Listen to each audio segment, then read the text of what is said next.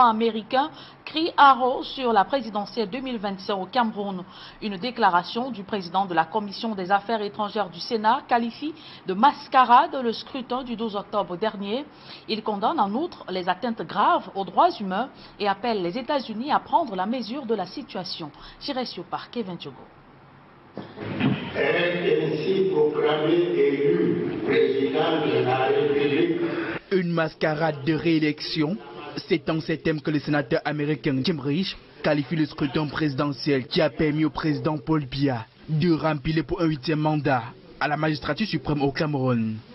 Le président de la Commission des Affaires étrangères au Sénat américain, dans une récente déclaration, critique vertement le pouvoir de Yaoundé. Selon lui, le Cameroun n'est plus un partenaire fiable pour le pays de l'oncle Sam. Parmi les actes qui violent le droit international et les principes démocratiques, la persécution des opposants politiques, les arrestations et détentions arbitraires des citoyens. Dans un contexte post-électoral particulièrement tendu, le Sénat américain qui estime que le Cameroun représente un risque sécuritaire pour ses citoyens appelle à réévaluer la relation entre les deux nations avant que la situation ne s'aggrave.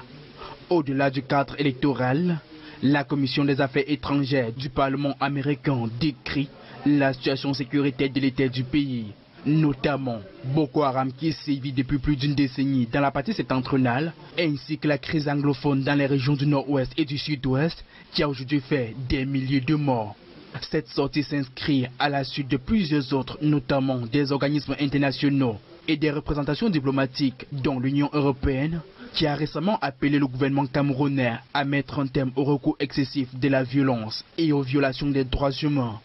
Elle intervient à quelques heures de la prestation de serment du président de la République Paul Biya, 93 ans, pour un nouveau septennat.